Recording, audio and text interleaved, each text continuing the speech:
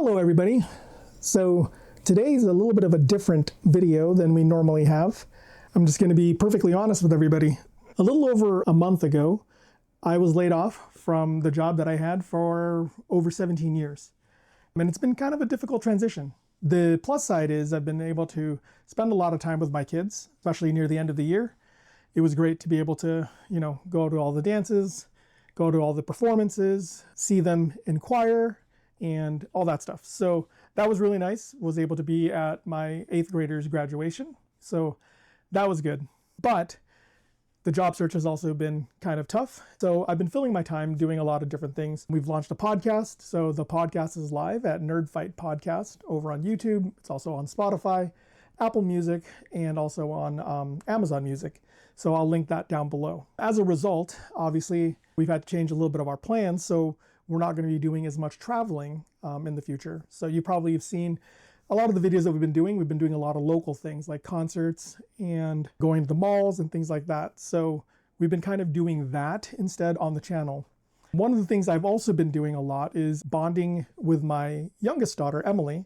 You can probably tell in our videos that we're kind of big nerds. Whether it's Labubu or going to Level Up Expo, or we like video games, we like movies, card games, and that's kind of what this video is for. I am a longtime Magic the Gathering player. I started playing in like 1994 and played on and off since then. But recently, I've branched into other card games. For instance, I've gotten into Lorcana, which is the Disney card game, and also at times into Pokemon. Now, my younger daughter is a Pokemon master, Emily. She loves Pokemon. There's a video already of us going to a card show and looking for Pokemon. So that's a big thing. And I also really love deck building, whether it's Magic, Lorcana, or whatever. I like the challenge of putting decks together. I like looking at different kinds of combos and strategies. So I thought I would apply that to Pokemon and kind of wanted to do a little bit of an introduction for people who may be wanting to get into Pokemon and maybe have experience from Magic, and then kind of comparing the two games. All right, so we're going to go right into that. I have some cards here that I want to go into. The first thing's, when you're trying to move over from Magic to Pokemon, what are kind of the major differences? So number one is probably the biggest one that I had a hard time adjusting to, is there's no interaction. And what we mean by that is you play everything on your turn. There are no instants or, back in the old days, interrupts. So you're not able to do any kind of actions on your opponent's turn. Everything is handled on your own turn. That's probably the biggest thing that I had to adjust to, especially coming from somebody who was a really big blue player in Magic. I was used to having counter Magic. I was used to having card draw at the end of turns, things like that. Those just don't exist in Pokemon. So everything has to be done on your own turn. That's a pretty big difference. Couple things that you have to keep in mind of that are kind of the same. You can only do one energy unit per turn, kind of just like Magic's one land per turn. Decks are 60 card decks, so you can't have more than 60 cards in Pokemon. Unlike Magic, you can have more than that, but 60 cards is the limit. And then you can have 4 cards of one particular card, except in the case of a specific subset of cards where you can only have 1 of each. But otherwise, you're limited to 4. So very similar to Magic Standard, Modern, Pioneer formats. A couple other things that are a big difference is that you require less energy in the game than you would in Magic. And the reason for that is because energy is really only used to power your Pokemon abilities or your moves. It's not really used to cast spells or do anything else. Everything else basically is free, which is cool, because you get to do multiple things in one turn without having to worry about the cost of it. But that does mean that you go through your hand very fast. And as a result of that, there's also no maximum hand sizes. So you can have as many cards in your hand as you wish. So you kind of have to still balance out resource management. It's not necessarily the amount of energy you have, but you have to be able to manage what's in your hand, what's in your deck, how to draw your deck, things like that. As a result of that, there is a lot more manipulation of the library. So there's a lot more card draw and a lot more tutors that are available. Whereas Magic, there are very, very few tutors, and the tutors that are there are very, very powerful. Tutors are pretty much commonplace. They're pretty old hat. So you have a ton of different kinds of tutors for different things. So we'll go into that a little bit later as well. Also, one of the major differences between the two are that there are way more win conditions. So Magic, you reduce your opponent's life down from 20 or 40 if you're playing Commander to 0, and that pretty much wins you the game. Otherwise, you can deck the person so that they run out of cards. That's a strategy. Otherwise, there are also ones where like poison counters. Those are pretty much it, unless you're talking about specific cards that change your win condition. So there are those as well, like Battle of Wits or things like that. Now, in Pokemon, you can get rid of all of their Pokemon that they have in their active spot as well as their bench. You can deck them. You can also collect all prizes. So one of the other differences in Pokemon is that you start the game with 6 prize cards that are face down. And every time you knock out a Pokemon, you are allowed to pick some prizes. These come from your own deck. So these are cards that you have.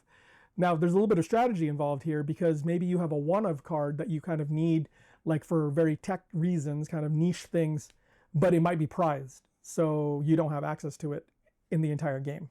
So you kind of have to think about that, when you're building your deck, of how you're going to handle that. Some Pokemon are worth 1 prize card, 2 prize card, up to 3 prize cards. So if you have 6 and you knock out one of their 3 prize Pokemons, you get half of your prize cards right off the bat. So that's pretty cool. So it gives you a few different kinds of win conditions to think about and to plan and strategize. So you kind of build your strategy as you're going along. It's not always a very clear straight line. Let's get into kind of some stuff that you would have to think about when you're kind of building your deck and kind of looking into it. So let's start off the bat with tutors. So in Magic, again, like I said, you have your tutors. You have things that look for specific things, or you have like a demonic tutor or vampiric tutor, which searches for any type of card. There's not really very many specific types of cards like that are in Pokemon that covers everything, but there are very specialized tutors that allow you to get things. So we'll kind of look into that, but first let's go into what the actual card types are. So you have your Pokemon characters. So this would be very similar, I guess, to creatures in Magic, except that they are kind of the whole reason that the game exists, right? You have Pokemon, and your whole idea is that you're a master that's battling another master, and you always have a Pokemon in your active spot. That's who your primary Pokemon is, and they battle with another active Pokemon on your opponent's side. And then you have your bench Pokemon. So kind of like if you think about the cartoon, if you're familiar with that, those are the Pokemon that you have waiting on the side, ready to jump into the game if you need them, or if your active one gets knocked out. So you have an active Pokemon, they have abilities, things like that. And then, you want to be able to build your deck with a certain number of Pokemon. After that, we have item cards. Item cards are kind of one-use items, they're kind of like your spells, I would guess.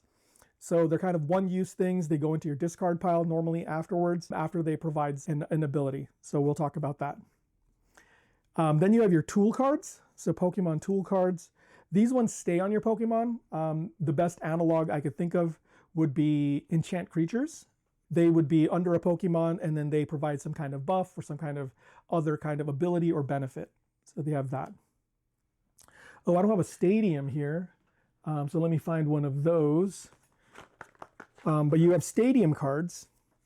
And stadium cards, I suppose, would be most similar to global enchantments from old Magic. And let's see. That's a stadium card. Okay. So Battle Cage here is a stadium card. Now, stadium cards have abilities that affect both parties. So they can range from different things. They can make you do something. They can buff creatures. They can add poison counters, things like that. So they have a lot of different kinds of options for affecting the game. So we have stadium cards, and then lastly, we have your supporters. Supporters are probably the most powerful in the deck, and as a result of that, you can only use one supporter per turn. So that's kind of how things are managed and kind of restricted. So supporters can do a lot of different things. They can change the way that the game is played. They can make you draw cards, things like that. So we'll kind of go into specific supporters in a little bit here. Lastly, we have your energy cards. So we have regular energy, which is like your basic energy. And then we have special energy, like Prism energy. And they kind of do something specific. They have additional abilities that are associated with them. And then sometimes they have restrictions as well. So they can only be played on certain types of Pokemon, things like that. So let's talk about the different cards and what kind of they do and what you kind of think about when you're building your decks. So we can start off with some actual Pokemon first. Things you want to think about when you're thinking about building your deck with Pokemon is just like Magic. You know, you kind of want to look at what your rate is, right? Like you want to look at a couple things. You want to see what their abilities are and what they can do, right? Because of what they can return. So like we're going to take a look at this card. It's called Spidops, Team Rocket's Spidops. Up here is its health, its hit points. So this is the amount of damage it can take. Unlike Magic, where damage resets at the end of the turn after your cleanup phase, damage stays on the Pokemon unless you heal the Pokemon. So that's something important. You keep counters on it to kind of keep track of it. So that's the first thing you want to know about that here. And then they have like kind of an attack usually, and then it tells you how much damage it can do. So in this case, Rocket Rush for 1 grass energy and 1 colorless, so any color. This attack does 30 damage for each of your Team Rocket's Pokemon in play. So you can have 1 in your active and 5 in your bench. So you can have up to 6. And if they're all Team Rockets, this can do 180 damage at one time. So that's a lot of damage. So that's pretty good for only 2 energies. So that's not bad at all. But it also has an ability. And abilities are kind of things that are kind of constant, like static abilities, or there's something that you kind of activate once per turn. So for instance, this one says Charging Up. Once during your turn, you may attach a basic energy card from your discard pile to this Pokemon. So if you have a bunch of energy in your discard pile, at any point in your turn before you attack, you can charge up, so you can move one of those to this Pokemon.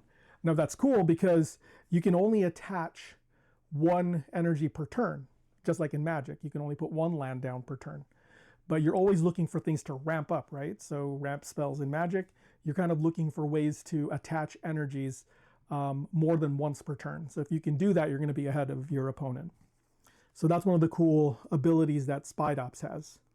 One of the other abilities that's kind of cool is like for Lunatone. Once during your turn, if you have Soul Rock in play, so if you have another card called Soul Rock in play, you may discard a basic fighting energy from your hand in order to use this ability. And the ability is to draw 3 cards. Now it does say that you can't use this ability more than once per turn. So it's only limited to once per turn.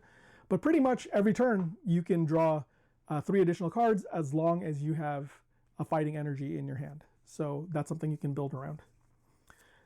Then this is a cool one too, for Badoo, Itchy Pollen. It actually doesn't require any energy. This is not an ability, but this is an attack. During your opponent's next turn, they can't play any item cards from their hand.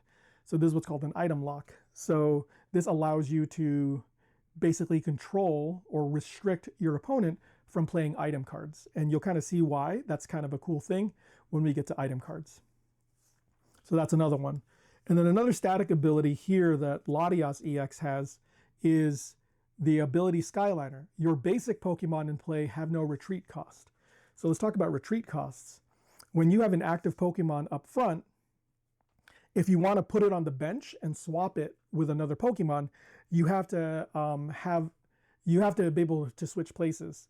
So there's cards that allow you to do that, like Switch, which allows you to switch your active with the one on your bench. Or, of course, if the Pokemon is knocked out, so if all the damage on it is done, so 210 HP is gone, it gets discarded, and then you move one from that. Otherwise, in order to put it back into your bench, you have to retreat. And each Pokemon has a retreat cost. So this one actually costs 2. So 2 of any color. So you have to discard 2 energies from this Pokemon in order to retreat it. If you don't have 2 energies, you cannot retreat it. But what Latias EX's ability it does is all of your basic Pokemon have no retreat cost. So you can just kind of like swap them back and forth as long as they're all basic Pokemon. Now, let's get into that a little bit, because, you know, if you're familiar with Pokemon at all, you know that in the show and in the games, they evolve. So they get to a certain point where they get powerful, and then they evolve to another stage. So that's where you get what's called your basic Pokemon, which is like Latias and Badoo and Lunatone are basic Pokemon. And then you have like Spidops, which is a stage 1 Pokemon. So that's the next level. This one evolves from Team Rocket's Tarantula. So if you have a Tarantula in play, the next turn, that after it's been summoned or after it's been put into play, then you can evolve it to the next one. Again, there's no cost involved. You just evolve it. Now, it does carry whatever energy and damage it already had.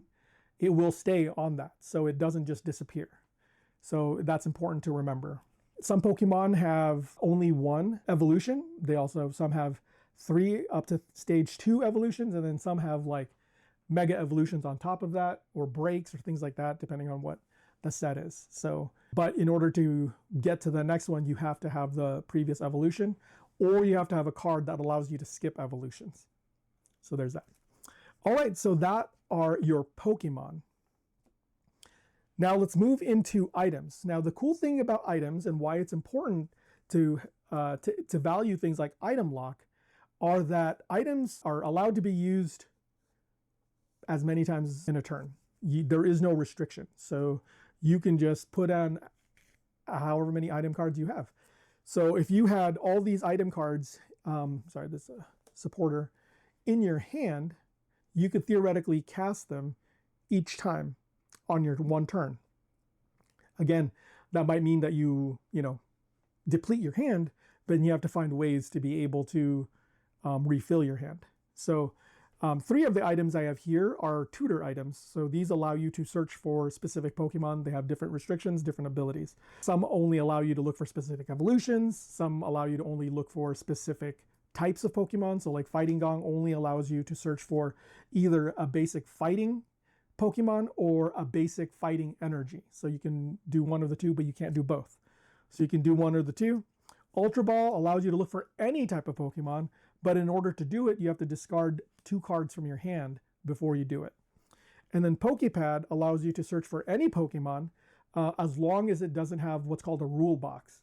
So there are Pokemons that have a rule box that tell you very specific things, like they are worth 2 prizes or worth 3 prizes, things like that. So they have some restriction to what you can search for. So that's kind of how you manage that. Things you have to think about when you're building your deck are, do you have a lot of Pokemon that have rule boxes? Or do you have ways of what's called recursion? Do you have ways, if you discard things, can you bring them back? Kind of like the Spidops, where you can discard energy and then it allows you to accelerate and ramp up into things. Or you can have an item like Night Stretcher here. So Night Stretcher, you put a Pokemon or a basic energy card from your discard pile into your hand. So it allows you to recur a Pokemon or a basic energy. So that's pretty cool too. It allows you to do that. If you have multiples of those, you can bring multiple things back. So those are some good items there. There are also different kinds of items that allow you to search for different things or change the way the game is played. Again, they might have an impact on the game. So it behooves you to kind of look at the different kinds of items there. All right, let's move into Pokemon tools. Pokemon tools are items, or they used to be called items, but these are ones that are not just one-time use. They, again, attach to a Pokemon. You put them underneath your Pokemon, and then they kind of provide different kinds of things. So like one allows you, like if the Pokemon takes damage, you can draw cards, things like that. This one is called Maximum Belt. Attacks from this Pokemon that it does 50 more damage if you are fighting against a Pokemon EX. So they're a special type of Pokemon. So if you are fighting against a Pokemon EX, your Pokemon will do 50 more damage whenever it's attacking. Now you might notice that this card looks totally different from all the other cards we've shown. It's pink, it has a little like border here, and it says Ace Spec. This is what I was talking about earlier. This is a card that you're only allowed to have one of in your entire deck. Not only just one of the Maximum Belt, but only one ace spec total. So you can't have multiple ace specs in one deck. You can only have one ace spec because their abilities are usually pretty powerful and they kind of stay and really have a large impact on the game. So those are Pokemon tool cards. And then we have the stadium cards, like I mentioned before. Again, they are global. They affect, the entire board. This one in this case is Battle Cage. It says prevent all damage counters from being placed on benched Pokemon, both yours and your opponent's, by effects of attacks and abilities from the opponent's Pokemon. So there might be some Pokemon that allow you to put damage counters on your opponent's benched Pokemon and not just their active Pokemon. So those abilities can be pretty powerful, as you can imagine, because you're not only damaging the active, but you're also damaging Pokemons that aren't even in the battle technically. So Battle Cage basically stops that from happening. It prevents that kind of damage. So again, these are more tech cards. These are very specific to the kind of matchups that you might be expecting in the meta. So the way to get rid of a stadium, it stays in play until another stadium is played. So it is very useful for you to carry one or two stadiums in your deck, even if you don't think you're going to be using the stadium, simply so that it can be anti-stadium in case you need to get rid of a stadium that might be problematic. So there is that. All right, so the last thing we're going to go into would be your supporter cards. Now, supporter cards, again, are pretty powerful, and they can only be played once per turn. So they do different things. The most common ones, let's start off with tutoring ones, because again, tutors are really, really powerful in the game. They allow you to search for things pretty quickly. They allow you to go through your deck, but they help you find answers. But because the supporters can only be used once per turn, you kind of want to make sure that they're the most powerful version of the cards you can have. If you can get away with using items to do your tutoring, you kind of want to do that because you can do multiple tutors a turn. Otherwise, if you're doing ones that are supporters, you can only do one per turn. So just keep that in mind for your strategies. Now, if you're trying to look for Pokemon, just like the Ultra Ball, Pokepads, things like that, you also have cards similar to Brock's Scouting, which is search your deck for up to 2 basic Pokemon or 1 evolution Pokemon, reveal them and put them into your hand, then shuffle your deck. Obviously, this is cool because it allows you to get 2 Pokemon at one time rather than just 1 if you're doing basic ones, or it allows you to search for a very specific evolution one. So maybe you're missing like the stage 1 Pokemon, but you have the basic and the stage 2. Or you have the basic and stage 1 and you need the stage 2. So it allows you to find kind of like what you're looking for. And then when we're looking for energy, you have things like Crispin. This is cool because it allows you to search, but it allows you to also ramp. So Crispin says search your deck for up to 2 basic energy cards of different types, reveal them and put one of them into your hand, attach the other one to your Pokemon. So remember, you get 1 per turn, you do a Crispin, you get another per turn, so you get a second one to add, plus you have a third one for the next turn in your hand, or you can, discard it to Lunatone to draw 3 cards. And then you have something like Team Rocket's Petrol, which is search your deck for a trainer card, reveal it and put it into your hand, then shuffle your deck. Now, I didn't mention what a trainer card was. Items, Pokemon tools, supporters, and stadiums are all trainer cards. They're all cards that trainers would use. And then there's just subsets, right? That's what we talked about. Supporters are a subset of the trainer cards. So Team Rocket's Petrol will allow you to pick a stadium, or if you need an Ultra Ball at the time, or if you need a Crispin at the time, it allows you to pick what you need for that turn. Now, it's not great to pick another supporter card because you can't use that supporter card until your next turn. Remember that. And then we have card draw. Lily's Determination is probably the best card draw in the game. So what you do here is you shuffle your hand into your deck, and then you draw 6 cards. So you refresh your hand. It's kind of like a Wheel of Fortune, except instead of discarding, you shuffle it back into your deck. However, if you still have 6 prize cards, so you haven't knocked out any Pokemon, you can draw 8 cards instead. So that's pretty awesome because you start off with 7, and it's very, very easy, like you saw, to kind of like play a bunch of item cards, have no cards in your hand, so nothing to shuffle back, and then you can draw 8 fresh cards. The name of the game really is how to refresh your hand as much as possible in this game. without decking out. So that's a really, really good thing to do, is find your card draw. Right, I've been talking a lot about card draw and a lot about tutoring, but there might be a point in the game where you may want to affect how your opponent plays. Now, I did say that there's no interaction, so you can't do it on your opponent's turn, but there are things that you can do that will impact your opponent, as well as the Pokemon that they might have in play or on their bench. So one of the things that you kind of want to think about is, like, there's an option to switch your Pokemon, your active Pokemon, with one of your bench Pokemon. You may want to do the same thing with your opponent's Pokemon. Maybe there's a Pokemon that's giving you a hard time. Maybe it's has particularly high hit points or has an ability that's really annoying. So maybe you want to swap it with one of the ones on their bench, maybe that doesn't have energy on it or has really low hit points, and maybe you can grab a quick prize card from there. That is what's called gusting your opponent's Pokemon. So one of the supporter cards that does that is Boss's Orders. That allows you to do that and move forward with the game, where you swap their bench Pokemon. You pick one of their bench ones and it comes to their active. There's also item ones that do this, so it's cooler because you can do multiples if you need to do that. There's Counter Catcher, things like that. So that's kind of cool to have. There's also ones that are kind of like land destruction, so they allow you to remove an energy from your opponent's Pokemon. There's hammers, they're item cards that allow you to do different things. So like Enhanced Hammer allows you to discard one of your opponent's special energies. There are also ones that affect the hand. So Xerosic's Machinations allows or makes your opponent discard cards from their hand until they get to 3 cards, I believe it is.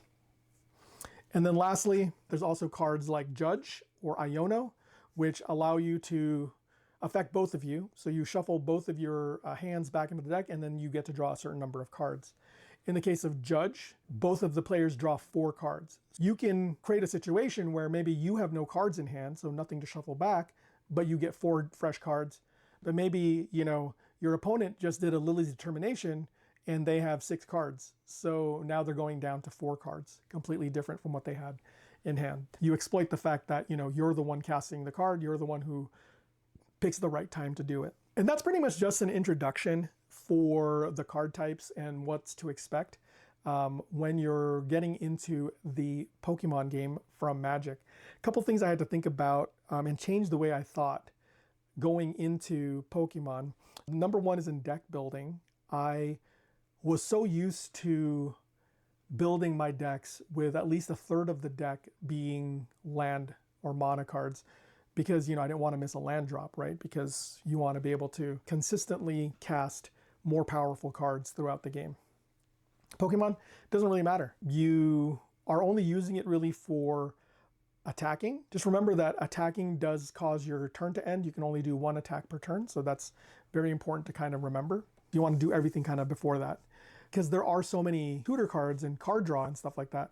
It allows you to kind of cycle through very quickly. And that was probably the biggest thing, in addition to the land or the energy thing, was how quickly you go through your deck. I am not used to that.